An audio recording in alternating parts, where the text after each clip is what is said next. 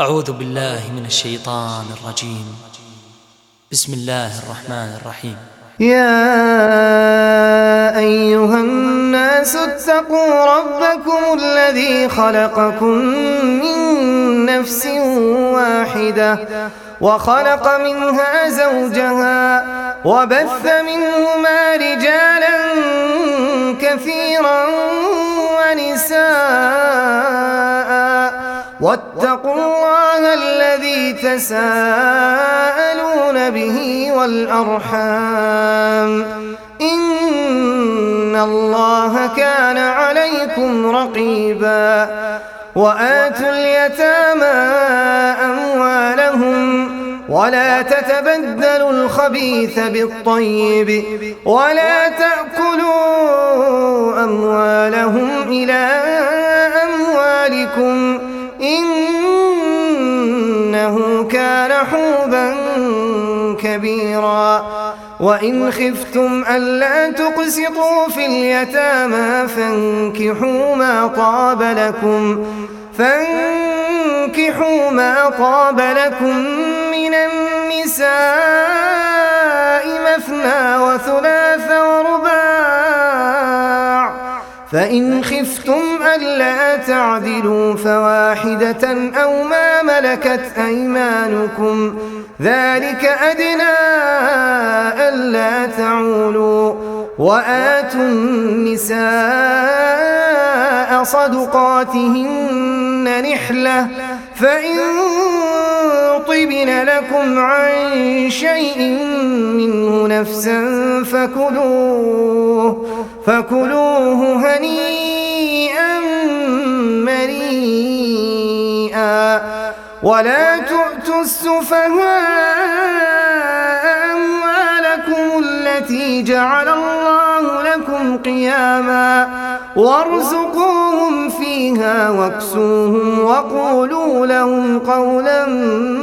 معروفا وابتلوا اليتامى حتى إذا بلغوا النكاح فإن آنستم منهم رشدا فادفعوا إليهم أموالهم ولا تأكلوها إسرافا وبدارا أن يكبروا ومن كان غنيا فليستعفف ومن كان فقيرا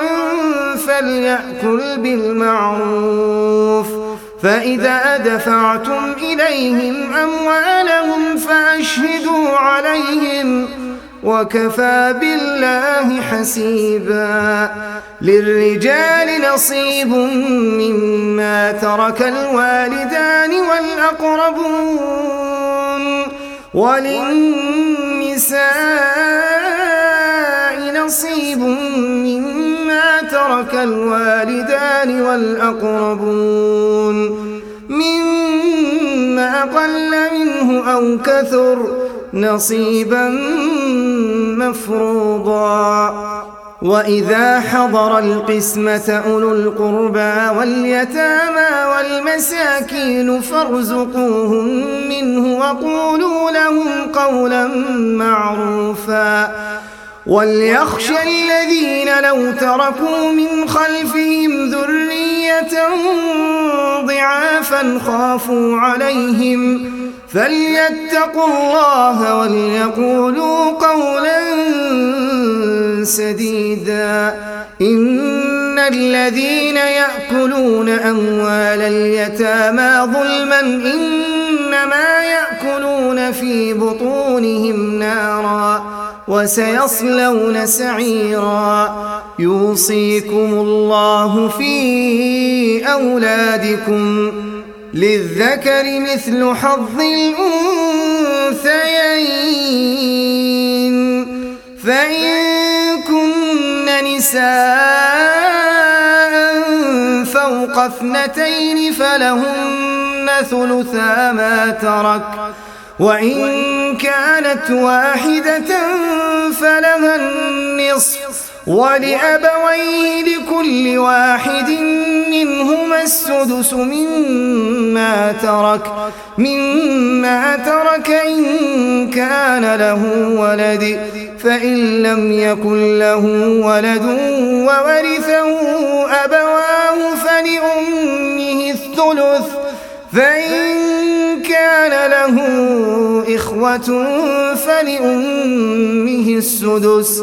من بعد وصية يوصي بها أو دين. آباؤكم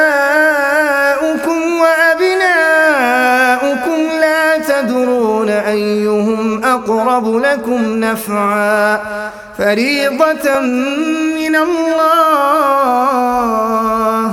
إن الله كان عليما حكيما. ولكم نصف ما ترك أزواجكم إن لم يكن لهن ولد، فإن كان لهن ولد فلكم الربع مما تركن من بعد وصية يوصين بها أو دين، ولهن الربع مما تركتم إن لم يكن لكم ولد، فإن كان لكم ولد فلهن الثمن مما تركتم من بعد وصية توصون بها أو دين. وإن كان رجل يورث كلالة أو امرأة وله أخ أو أخت فلكل واحد منهما السدس، فإن كانوا أكثر من ذلك فهم شركاء في الثلث من بعد وصية يوصى بها أو دين غير مضار، وصية من الله، والله عليم حليم. تلك حدود الله، ومن يطع الله ورسوله يدخله جنات تجري من تحتها الأنهار خالدين فيها، وذلك الفوز العظيم. ومن يعص الله ورسوله ويتعد حدوده يدخله نارا خالدا فيها وله عذاب مهين. واللاتي يأتين الفاحشة من نسائكم فاستشهدوا عليهن 4 منكم، فإن شهدوا فأمسكوهن في البيوت حتى يتوفاهن الموت أو يجعل الله لهن سبيلا. واللذان يأتيانها منكم فآذوهما، فإن تابا وأصلحا فأعرضوا عنهما، إن الله كان توابا رحيما. إنما التوبة على الله للذين يعملون السوء بجهالة ثم يتوبون من قريب فأولئك يتوب الله عليهم، وكان الله عليما حكيما. وليست التوبة للذين يعملون السيئات حتى إذا حضر أحدهم الموت قال إني تبت الآن، ولا الذين يموتون وهم كفار، أولئك أعتدنا لهم عذابا أليما. يا أيها الذين آمنوا لا يحل لكم أن ترثوا النساء كرها ولا تعضلوهن لتذهبوا ببعض ما آتيتوهن إلا أن يأتين بفاحشة مبينة وعاشروهن بالمعروف فإن كرهتموهن فعسى أن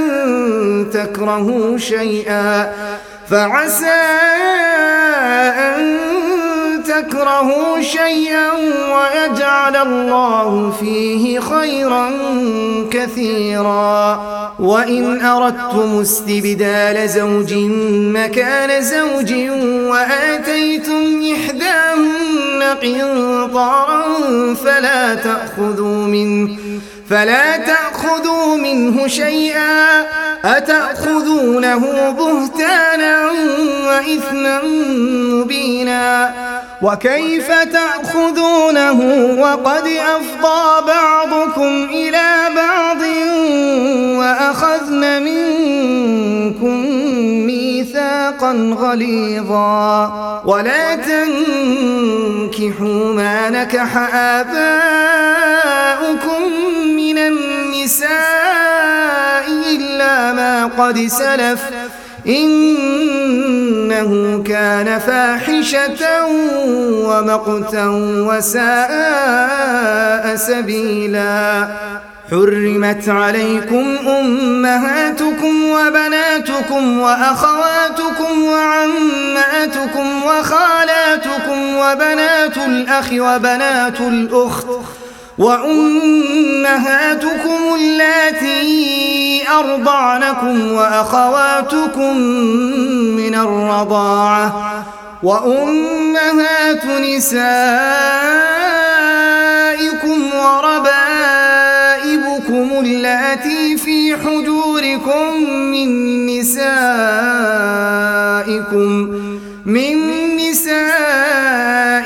اللاتي دخلتم بهن فإن لم تكونوا دخلتم بهن فلا جناح عليكم وحلائل أبنائكم الذين من أصلابكم وأن تجمعوا بين الأختين إلا ما قد سلف إن الله كان غفورا رحيما والمحصنات من النساء إلا ما ملكت أيمانكم كتاب الله عليكم وأحل لكم ما وراء ذلكم أن تبتغوا بأموالكم محصنين غير مسافحين فما استمتعتم به منهن فآتوهن أجورهن فريضة ولا جناح عليكم فيما تراضيتم به من بعد الفريضة إن الله كان عليما حكيما ومن لم يستطع منكم طولا أن ينكح المحصنات المؤمنات فمما ملكت أيمانكم من فتياتكم المؤمنات والله أعلم بإيمانكم بعضكم من بعض فانكحوهن بإذن أهلهن وآتوهن أجورهن بالمعروف محصنات غير مسافحات ولا متخذات أخدان فإذا أحصن فإن أتين بفاحشة فعليهن نصف ما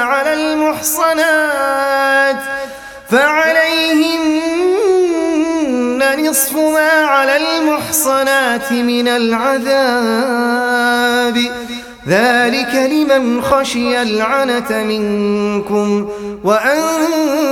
تصبروا خير لكم والله غفور رحيم يريد الله ليبين لكم ويهديكم سنن الذين من قبلكم ويتوب عليكم والله عليم حكيم والله يريد أن يتوب عليكم ويريد الذين يتبعون الشهوات أن تميلوا ميلا عظيما يريد الله أن يخفف عنكم وخلق الإنسان ضعيفا يا أيها الذين آمنوا لا تأكلوا أموالكم بينكم بالباطل إلا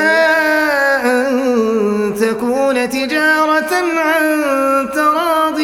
منكم ولا تقتلوا أنفسكم إن الله كان بكم رحيما ومن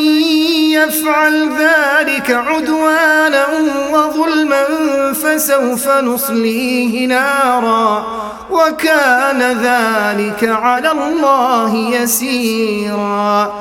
إن تجتنبوا كبائر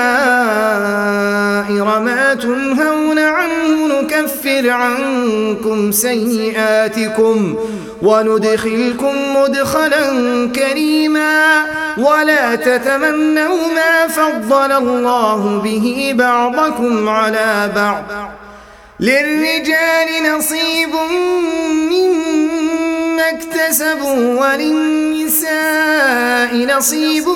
مما اكتسبن واسألوا الله من فضله إن الله كان بكل شيء عليما ولكل جعلنا موالي مما ترك الوالدان والأقربون والذين عقدت أيمانكم فآتوهم نصيبهم إن الله كان على كل شيء شهيدا الرجال قوامون على النساء بما فضل الله بعضهم على بعض وبما أنفقوا من أموالهم فالصالحات قانتات حافظات للغيب بما حفظ الله فالصالحات قانتات حافظات للغيب بما حفظ الله واللاتي تخافون نشوزهن فعظوهن واهجروهن في المضاجع واضربوهن فإن أطعنكم فلا تبغوا عليهن سبيلا إن الله كان عليا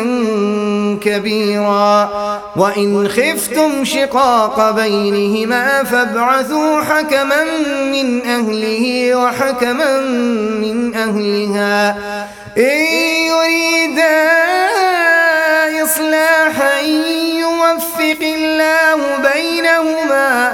إن الله كان عليما خبيرا واعبدوا الله ولا تشركوا به شيئا وبالوالدين إحسانا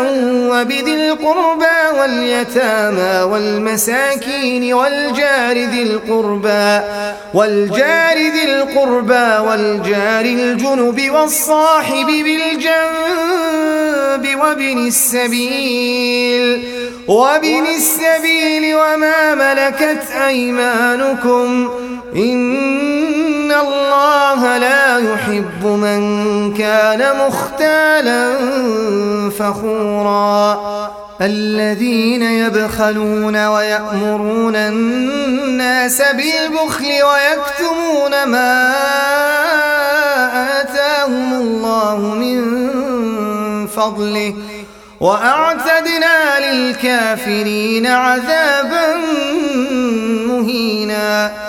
والذين ينفقون أموالهم رئاء الناس ولا يؤمنون بالله ولا باليوم الآخر ومن يكن الشيطان له قرينا فساء قرينا وماذا عليهم لو آمنوا بالله واليوم الآخر وأنفقوا مما رزقهم الله وكان الله بهم عليما إن الله لا يظلم مثقال ذرة وإن تك حسنة يضاعفها ويؤت من لدنه أجرا عظيما فكيف إذا جئنا من كل أمة بشهيد وجئنا بك على هؤلاء شهيدا يومئذ يود الذين كفروا وعصوا الرسول لو تسوى بهم الأرض ولا يكتمون الله حديثا إن الله لا يظلم مثقال ذرة وإن تك حسنة يضاعفها ويؤت من لدنه أجرا عظيما فكيف إذا جئنا من كل أمة بشهيد وجئنا بك على هؤلاء شهيدا يومئذ يود الذين كفروا وعصوا الرسول لو تسوى بهم الأرض ولا يكتمون الله حديثا يا أيها الذين آمنوا لا تقربوا الصلاة وأنتم سكارى حتى تعلموا ما تقولون ولا جنبا إلا عابري سبيل حتى تغتسلوا وإن كنتم مرضى أو على سفر أو جاء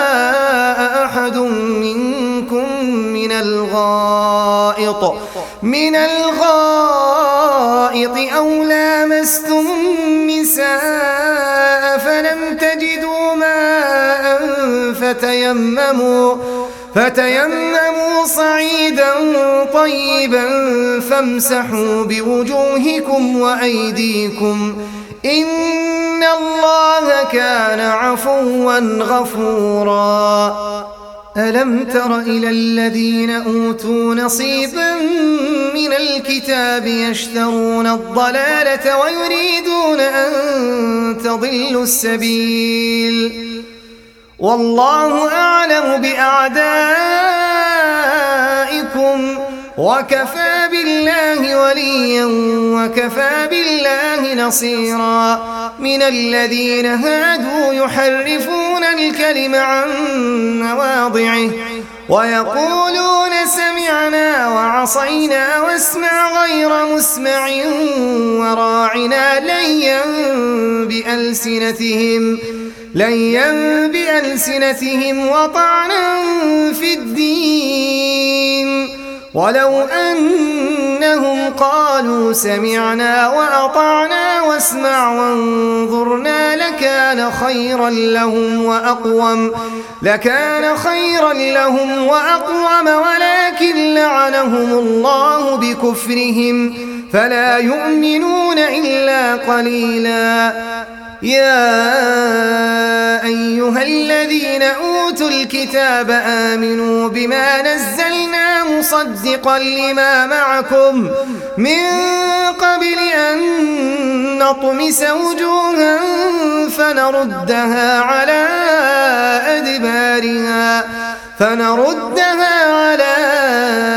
أدبارها أو نلعنهم كما لعنا أصحاب السبت وكان أمر الله مفعولا إن الله لا يغفر أن يشرك به ويغفر ما دون ذلك لمن يشاء ومن يشرك بالله فقد افترى إثما عظيما ألم تر إلى الذين يزكون أنفسهم بل الله يزكي من يشاء ولا يظلمون فتيلا انظر كيف يفترون على الله الكذب وكفى به إثما مبينا ألم تر إلى الذين أوتوا نصيبا من الكتاب يؤمنون بالجبت والطاغوت ويقولون للذين كفروا هؤلاء أهدى من الذين آمنوا سبيلا أولئك الذين لعنهم الله ومن يلعن الله فلن تجد له نصيرا أم لهم نصيب من الملك فإذا لا يؤتون الناس نقيرا أم يحسدون الناس على ما آتاهم الله من فضله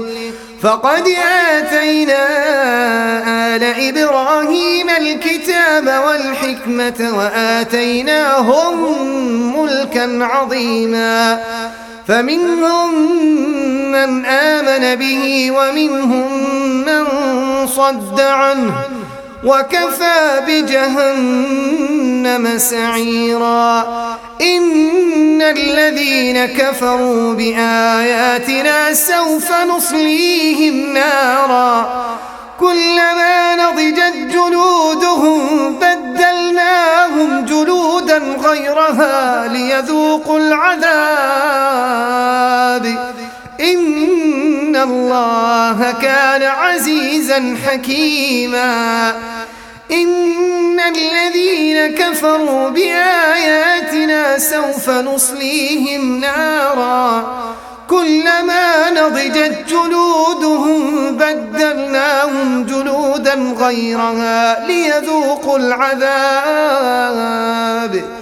إن الله كان عزيزا حكيما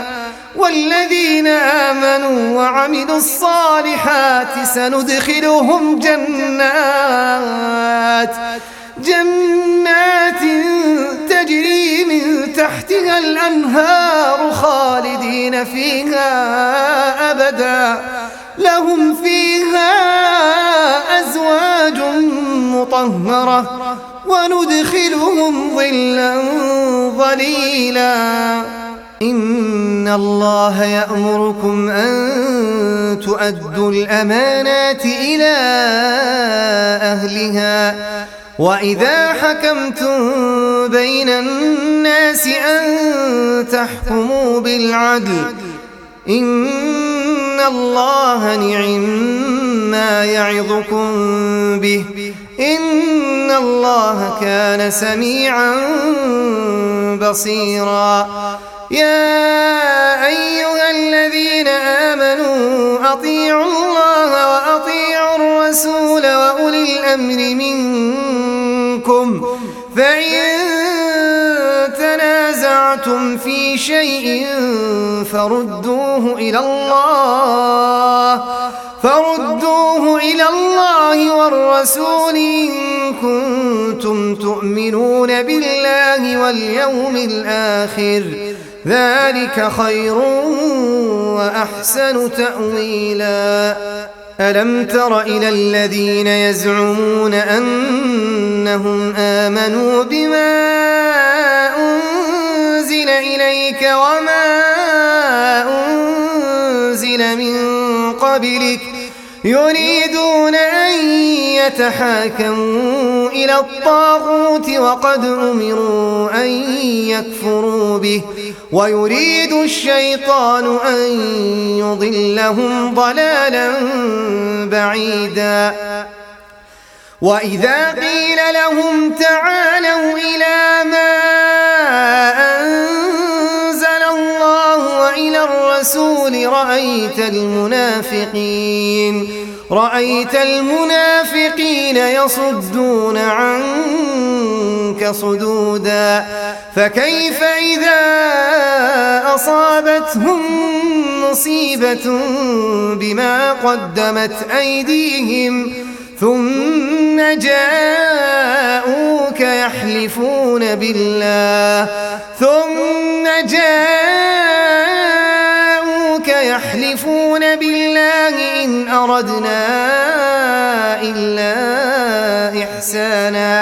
إن أردنا إلا إحسانا وتوفيقا أولئك الذين يعلم الله ما في قلوبهم فأعرض عنهم وعظهم وقل لهم في أنفسهم قولا بليغا وما أرسلنا من رسول إلا ليطاع بإذن الله ولو أنهم إذ ظلموا أنفسهم جاءوك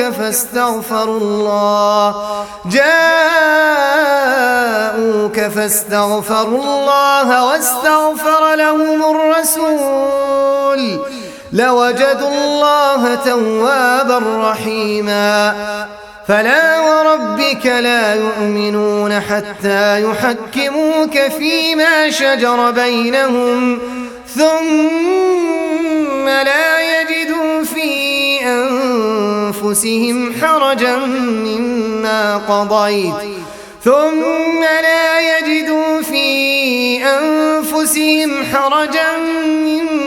قضيت ويسلموا تسليما ولو أنا كتبنا عليهم أن اقتلوا أنفسكم أو اخرجوا من دياركم ما فعلوه إلا قليل منهم ولو أنهم فعلوا ما يوعظون به لكان خيرا لهم وأشد تثبيتا وإذا لآتيناهم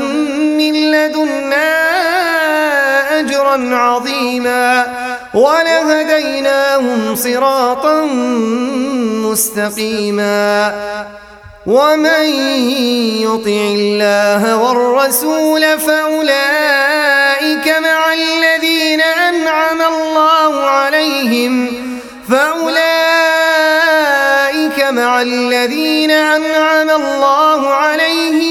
من النبيين والصديقين والشهداء والصالحين وحسن أولئك رفيقا ذلك الفضل من الله وكفى بالله عليما يا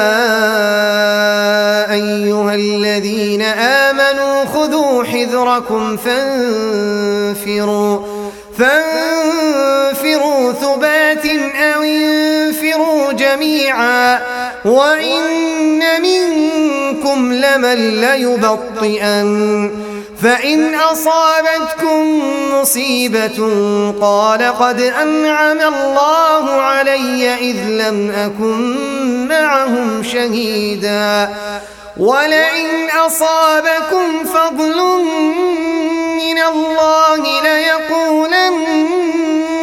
كأن لم تكن بينكم وبينه مودة يا ليتني كنت معهم فأفوز فوزا عظيما فليقاتل في سبيل الله الذين يشرون الحياة الدنيا بالآخرة ومن يقاتل في سبيل الله فيقتل أو يغلب فسوف نؤتيه أجرا عظيما وما لكم لا تقاتلون في سبيل الله والمستضعفين من الرجال والنساء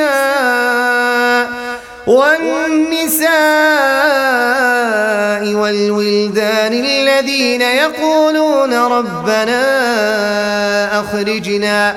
الذين يقولون ربنا أخرجنا من هذه القرية الظالم أهلها واجعل لنا من لدنك وليا واجعل لنا من لدنك نصيرا الذين آمنوا يقاتلون في سبيل الله والذين كفروا يقاتلون في سبيل الطاغوت فقاتلوا أولياء الشيطان إن كيد الشيطان كان ضعيفا ألم تر إلى الذين قيل لهم كفوا أيديكم وأقيموا الصلاة وآتوا الزكاة فلما كتب عليهم القتال إذا فريق منهم يخشون الناس كخشية الله أو أشد خشية وقالوا ربنا لم كتبت علينا القتال لولا أخرتنا إلى أجل قريب قل متاع الدنيا قليل والآخرة خير لمن اتقى ولا تظلمون فتيلا أينما تكونوا يدرككم الموت ولو كنتم في بروج مشيدة وإن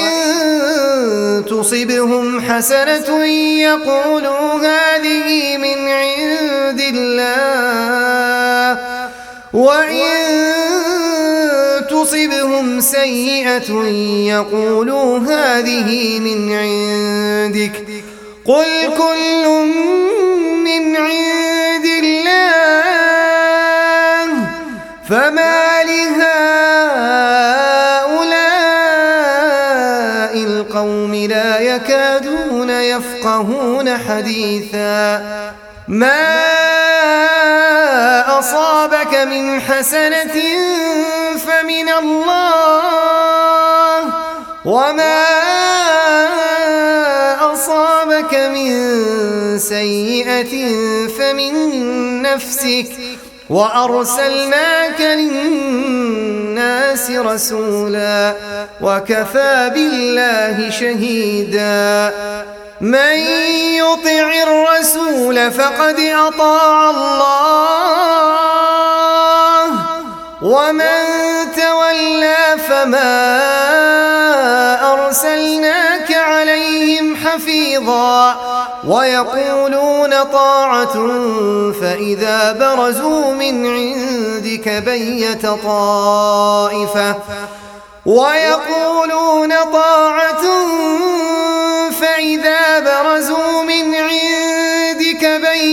طائفة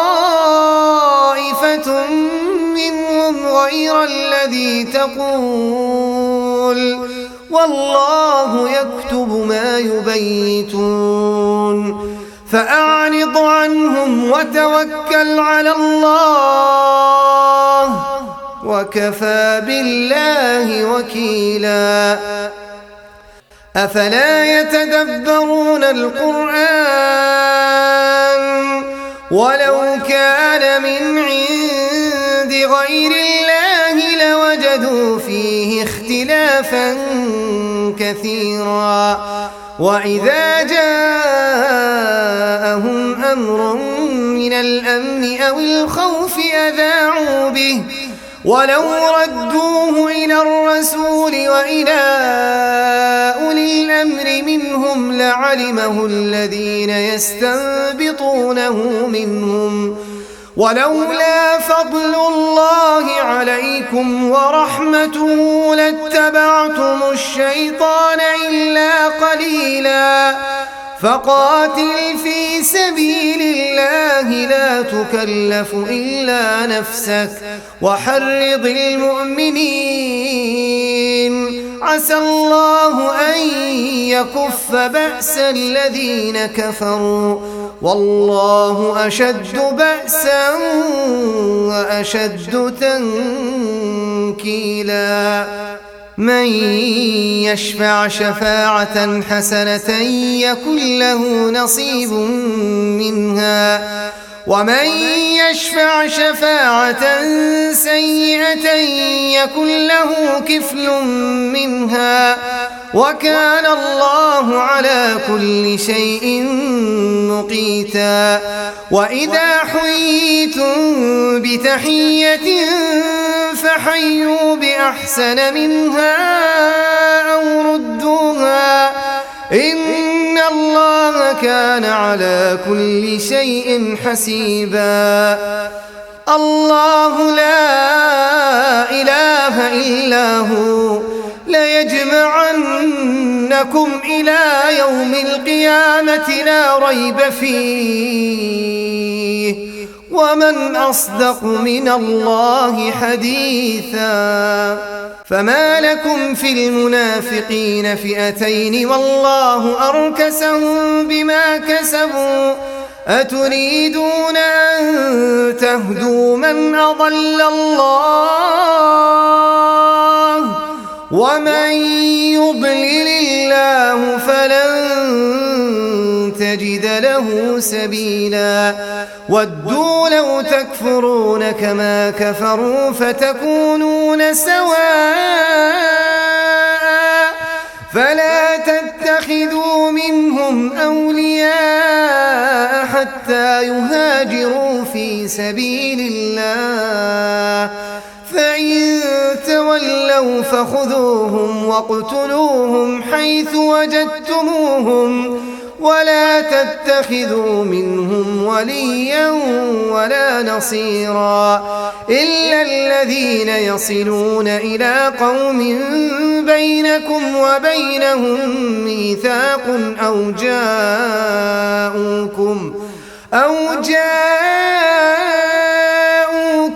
حصرت صدورهم أن يقاتلوكم أو يقاتلوا قومهم ولو شاء الله لسلطهم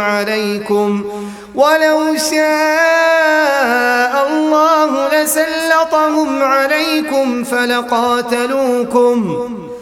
فإن اعتزلوكم فلم يقاتلوكم وألقوا إليكم السلم فما جعل الله لكم عليهم سبيلا ستجدون آخرين يريدون أن يأمنوكم ويأمنوا قومهم كلما ردوا إلى الفتنة أركسوا فيها فإن لم يعتزلوكم ويلقوا إليكم السلم ويكفوا أيديهم فخذوهم واقتلوهم حيث ثقفتموهم وأولئكم جعلنا لكم عليهم سلطانا مبينا وما كان لمؤمن أن يقتل مؤمنا إلا خطأ ومن قتل مؤمنا خطأ فتحرير رقبة مؤمنة ودية ودية مسلمة إلى أهله إلا أن يصدقوا فإن كان من قوم عدو لكم وهو مؤمن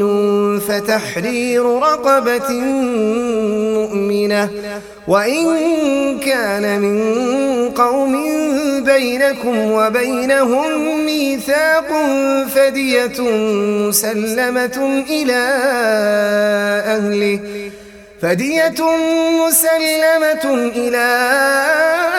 أهله وتحرير رقبة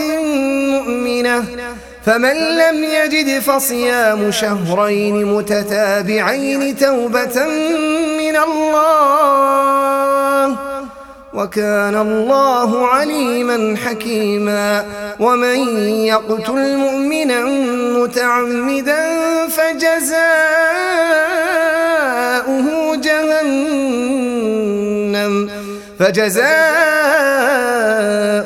جهنم خالدا فيها وغضب الله عليه ولعنه وأعد له عذابا عظيما. يا أيها الذين آمنوا إذا ضربتم في سبيل الله فتبينوا ولا تقولوا لمن ألقى إليكم السلام لست مؤمنا تبتغون عرض الحياة الدنيا فعند الله مغانم كثيرة كذلك كنتم من قبل فمن الله عليكم فتبينوا إن الله كان بما تعملون خبيرا. لا يستوي القاعدون من المؤمنين غير أولي الضرر والمجاهدون في سبيل الله بأموالهم وأنفسهم فضل الله المجاهدين بأموالهم وأنفسهم على القاعدين درجة وكلا وعد الله الحسنى وفضل الله المجاهدين على القاعدين أجرا عظيما درجات منه ومغفرة ورحمة وكان الله غفورا رحيما. إن الذين توفاهم الملائكة ظالمي أنفسهم قالوا فيم كنتم قالوا كنا مستضعفين في الأرض قالوا ألم تكن أرض الله واسعة فتهاجروا فيها فأولئك مأواهم جهنم وساءت مصيرا إلا المستضعفين من الرجال والنساء والولدان لا يستطيعون حيلة ولا يهتدون سبيلا فأولئك عسى الله أن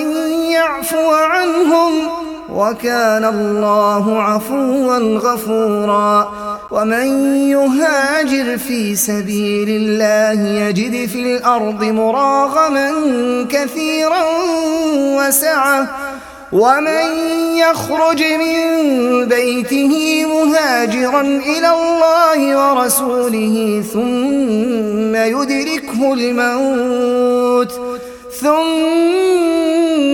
يدركه الموت فقد وقع أجره على الله وكان الله غفورا رحيما. وإذا ضربتم في الأرض فليس عليكم جناح أن تقصروا من الصلاة إن خفتم أن يفتنكم الذين كفروا إن الكافرين كانوا لكم عدوا مبينا وإذا كنت فيهم فأقمت لهم الصلاة فلتقم طائفة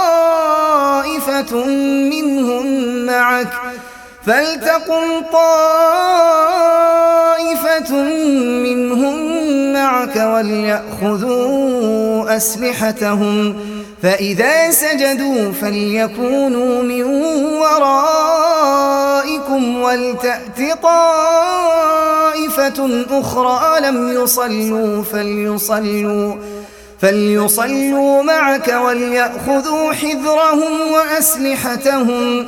ود الذين كفروا لو تغفلون عن أسلحتكم وأمتعتكم فيميلون عليكم ميلة واحدة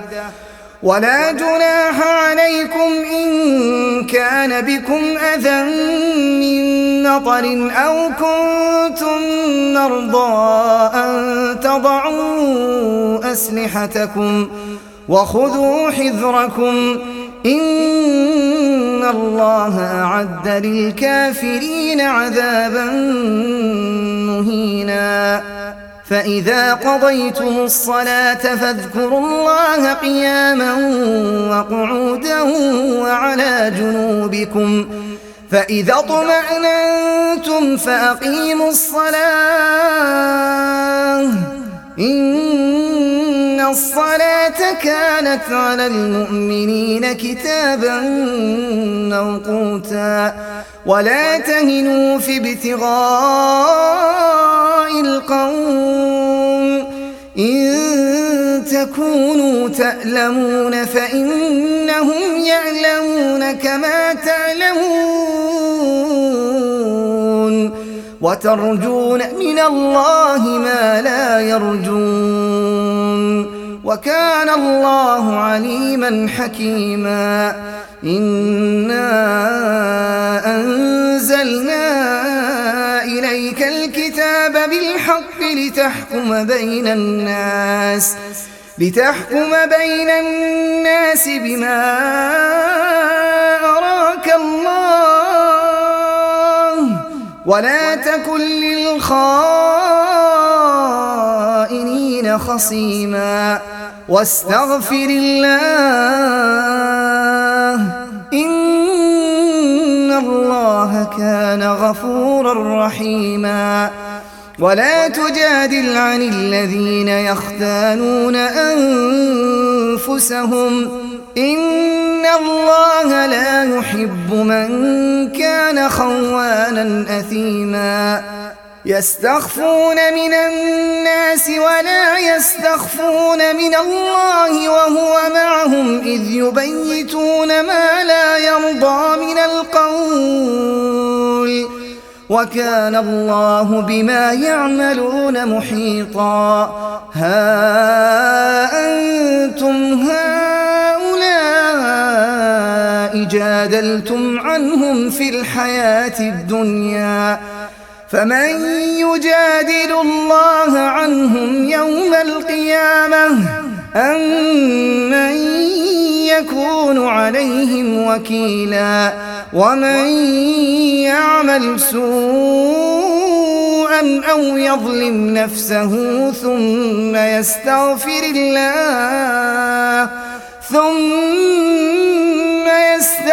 الله يجد الله غفورا رحيما ومن يكسب إثما فإنما يكسبه على نفسه وكان الله عليما حكيما ومن يكسب خطيئة أو إثما ثم يرم به بريئا فقد احتمل بهتانا وإثما مبينا ولولا فضل الله عليك ورحمته لهمت طائفة منهم أن يضلوك وما يضلون إلا أنفسهم وما يضرونك من شيء. وأنزل الله عليك الكتاب والحكمة وعلمك ما لم تكن تعلم وكان فضل الله عليك عظيما. لا خير في كثير من نجواهم إلا من أمر بصدقة أو معروف أو إصلاح بين الناس ومن يفعل ذلك ابتغاء مرضات الله فسوف نؤتيه أجرا عظيما. ومن يشاقق الرسول من بعد ما تبين له الهدى ويتبع غير سبيل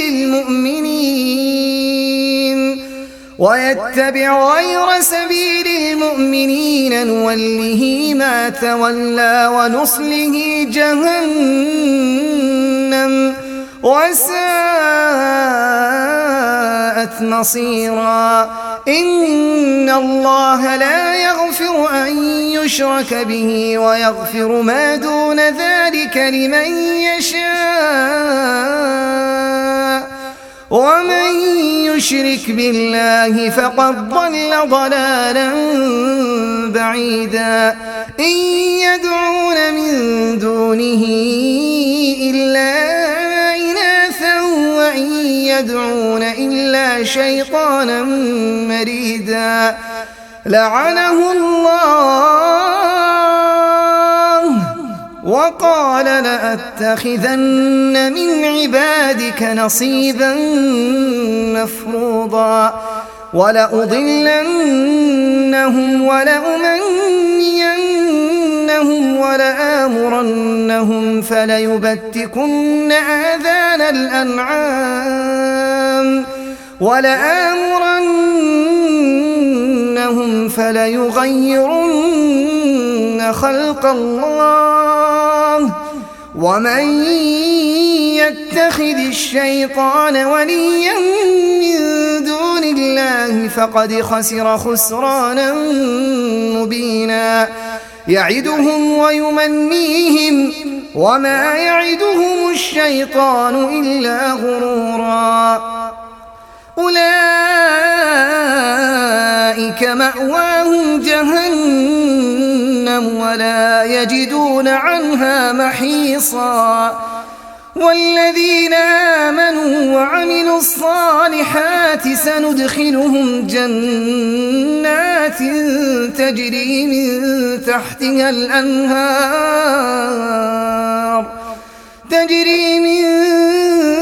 تحتها الأنهار خالدين فيها أبدا. وعد الله حقا ومن أصدق من الله قيلا. ليس بأمانيكم ولا أماني أهل الكتاب. من يعمل سوءا يجز به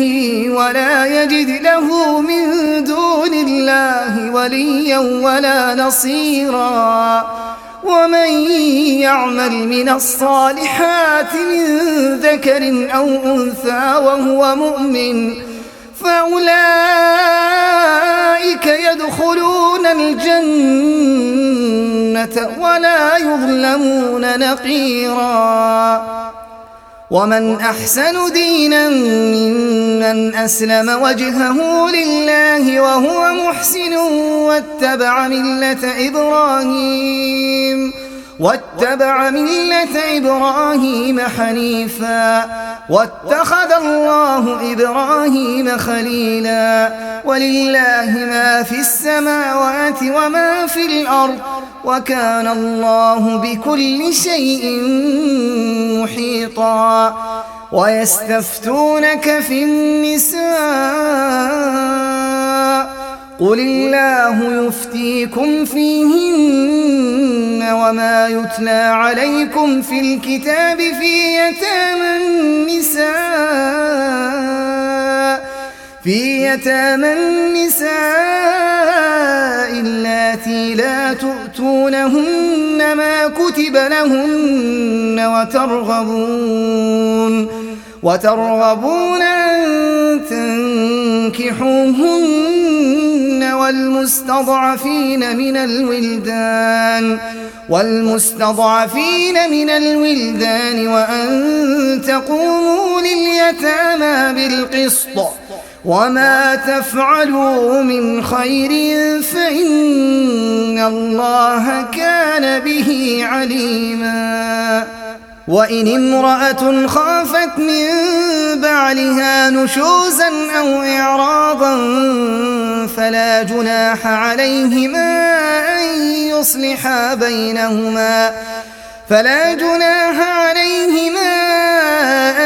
يصلحا بينهما صلحا والصلح خير. وأحضرت الأنفس الشح وإن تحسنوا وتتقوا فإن الله كان بما تعملون خبيرا. ولن تستطيعوا أن تعدلوا بين النساء ولو حرصتم فلا تميلوا كل الميل فتذروها كالمعلقة. وإن تصلحوا وتتقوا فإن الله كان غفورا رحيما. وإن يتفرقا يغن الله كلا من سعته وكان الله واسعا حكيما. ولله ما في السماوات وما في الأرض ولقد وصينا الذين أوتوا الكتاب من قبلكم وإياكم أن اتقوا الله وإن تكفروا فإن لله ما في السماوات وما في الأرض وكان الله غنيا حميدا. ولله ما في السماوات وما في الأرض وكفى بالله وكيلا. إن يشأ يذهبكم أيها الناس ويأتي بآخرين وكان الله على ذلك قديرا. من كان يريد ثواب الدنيا فعند الله ثواب الدنيا والآخرة وكان الله سميعا بصيرا. يا أيها الذين آمنوا كونوا قوامين بالقسط شهداء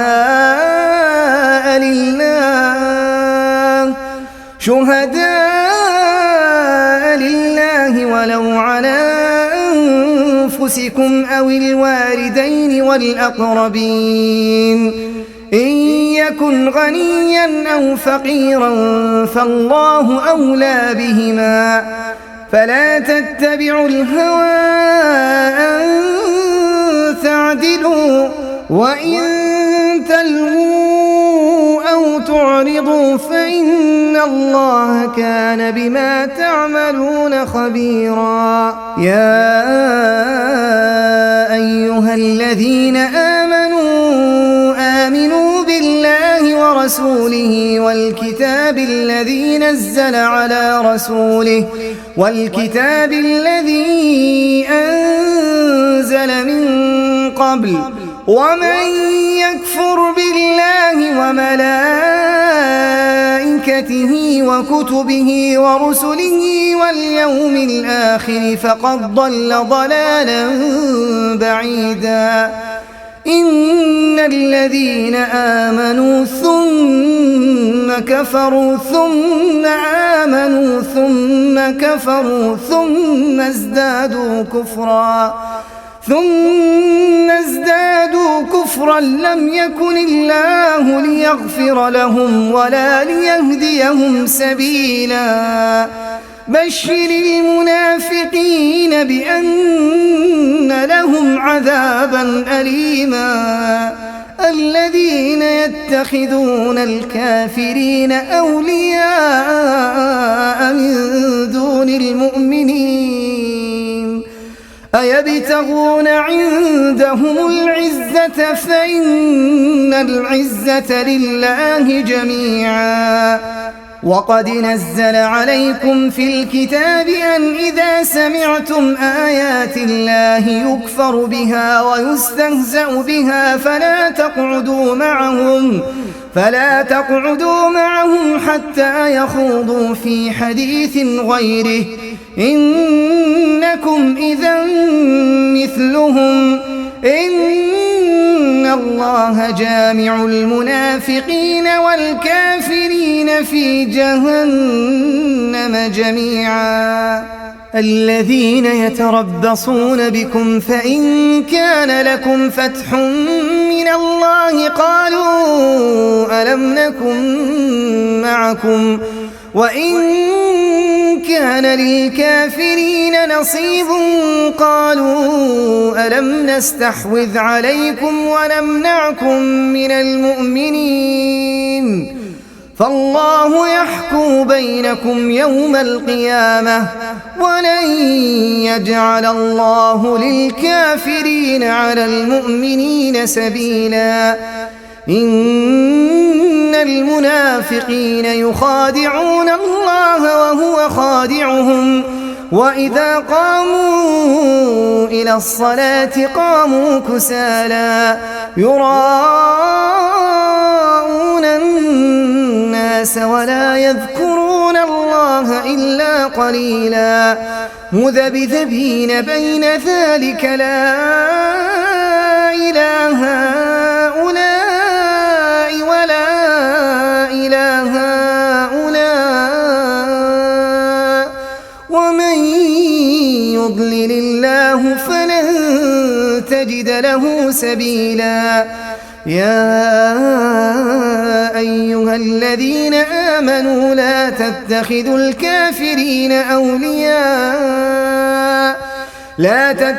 الكافرين أولياء من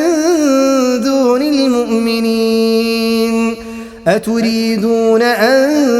تجعلوا لله عليكم سلطانا مبينا إن المنافقين في الدرك الأسفل من النار ولن تجد لهم نصيرا إلا الذين تابوا وأصلحوا واعتصموا بالله وأخلصوا دينهم لله فأولئك مع المؤمنين وسوف يؤتي الله المؤمنين أجرا عظيما ما يفعل الله بعذابكم إن شكرتم وآمنتم وكان الله شاكرا عليما لا يحب الله الجهر بالسوء من القول إلا من ظلم وكان الله سميعا عليما إن تبدوا خيرا أو تخفوه أو تعفوا عن سوء فإن الله كان عفوا قديرا إن الذين يكفرون بالله ورسله ويريدون أن يفرقوا بين الله ورسله ويقولون نؤمن ببعض ونكفر ببعض ويريدون أن يتخذوا بين ذلك سبيلا أولئك هم الكافرون حقا وأعتدنا للكافرين عذابا مهينا والذين آمنوا بالله ورسله ولم يفرقوا بين أحد منهم أولئك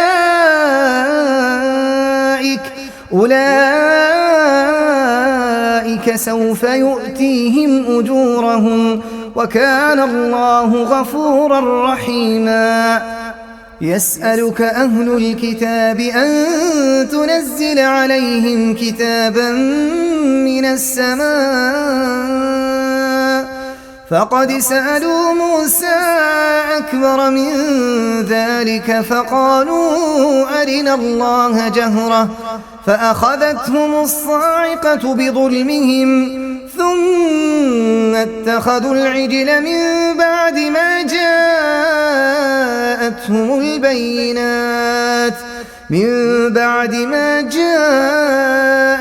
البينات فعفونا عن ذلك وآتينا موسى سلطانا مبينا. ورفعنا فوقهم الطور بميثاقهم وقلنا لهم ادخلوا الباب سجدا وقلنا لهم لا تعدوا في السبت وأخذنا منهم ميثاقا غليظا.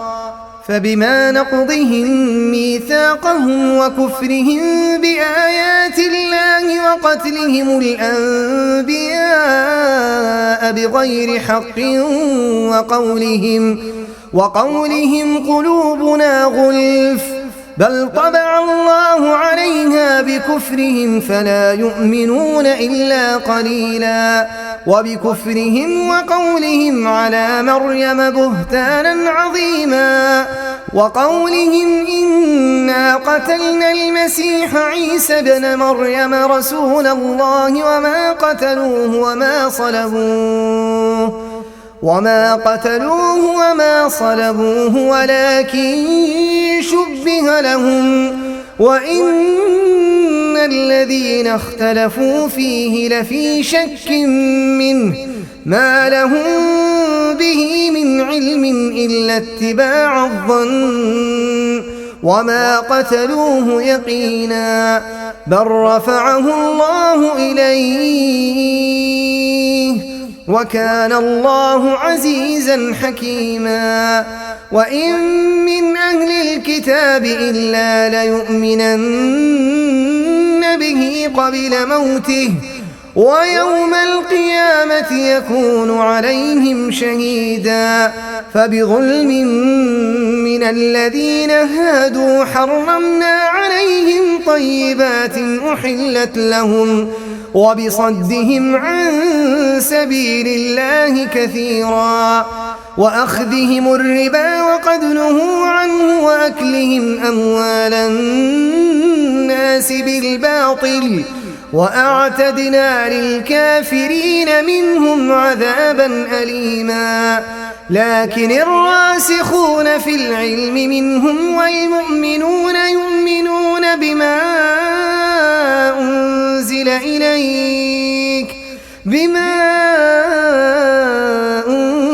إليك وما أنزل من قبلك والمقيمين الصلاة والمؤتون الزكاة والمؤمنون بالله واليوم الآخر أولئك سنؤتيهم أجرا عظيما. إنا أوحينا إليك كما أوحينا إلى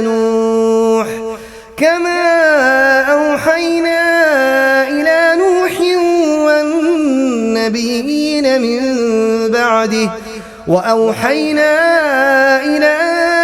إبراهيم وإسماعيل وإسحاق ويعقوب والأسباط وعيسى وأيوب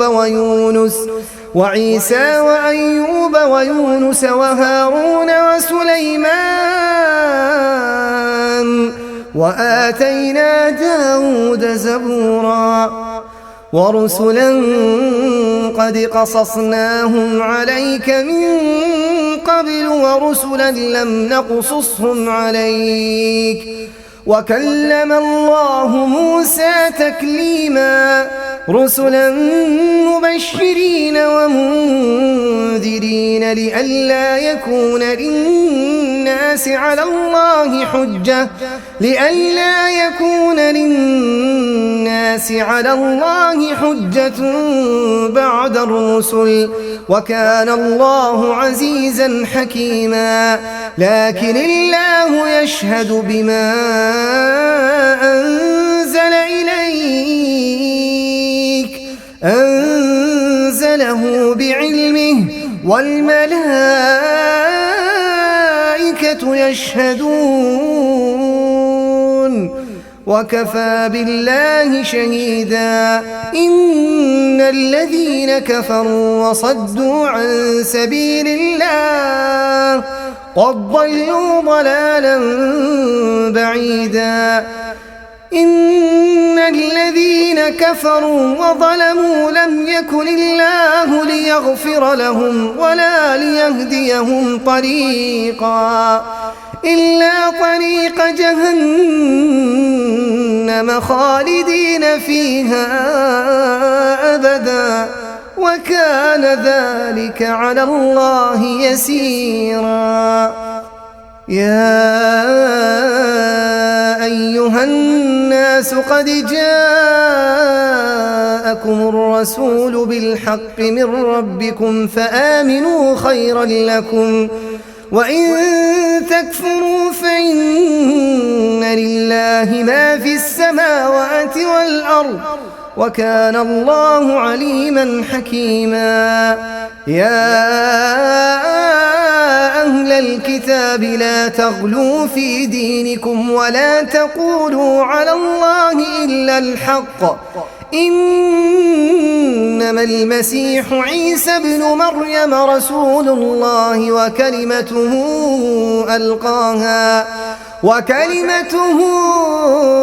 ألقاها إلى مريم وروح منه،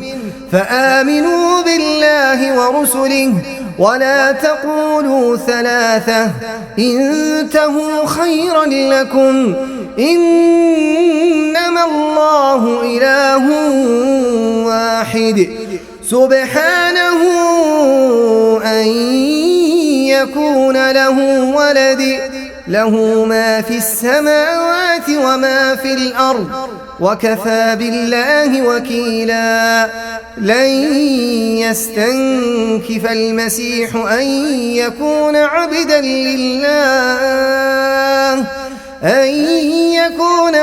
لله ولا الملائكة المقربون، ومن يستنكف عن عبادته ويستكبر فسيحشرهم إليه جميعا. فأما الذين آمنوا وعملوا الصالحات فيوفيهم أجورهم ويزيدهم من فضله، وأما الذين استنكفوا واستكبروا فيعذبهم عذابا أليما ولا يجدون لهم من دون الله وليا ولا نصيرا. يا أيها الناس قد جاءكم برهان من ربكم وأنزلنا إليكم نورا مبينا. فأما الذين آمنوا بالله واعتصموا به فسيدخلهم في رحمة منه وفضل